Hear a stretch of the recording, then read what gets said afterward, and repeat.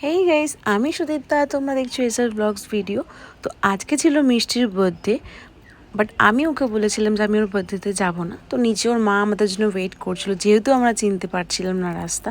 তো তারপরে আমি যখন ওদের ঘরের মধ্যে ঢুকলাম, তো সিরিয়াসলি ভীষণই সারপ্রাইজ হয়ে গেছিলো আর ভীষণই মজা পেয়েছিল, কারণ আমি বলেছিলাম যে আমি আসবো না ওর বার্থডেতে। তো তোমরাই শুনে নাও যে ও কী বলছিল সেই টাইমটাতে। কি বলেছিলে? তুমি বলেছিলে যে আমি কালকে আসবো না, সরি সরি সরি। হ্যাঁ, তুমি এটাই বলেছিলে। এটা সারপ্রাইজ ছিল।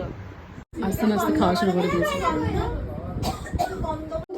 হ্যাপি বার্থডে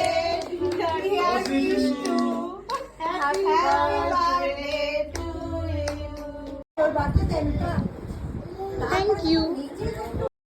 আর এ হচ্ছে চিনি, যে চিনি খেতে ভীষণ ভালোবাসে, ওই জন্য নামটা চিনি রাখা হয়েছে।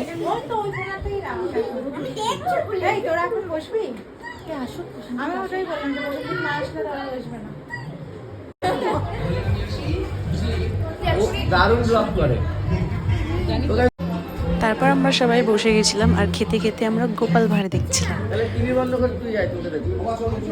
খাওয়া শেষ।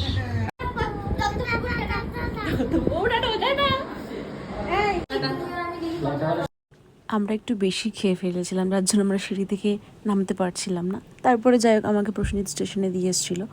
আর ট্রেনটা এতটাই ফাঁকা ছিল, মানে পুরোই ফাঁকা ছিল, যেখানে আমি পা তুলে একদম রিল্যাক্সে যেতে পেরেছিলাম। তো দেখা হচ্ছে নেক্সট ব্লগে, ততক্ষণে টাটা।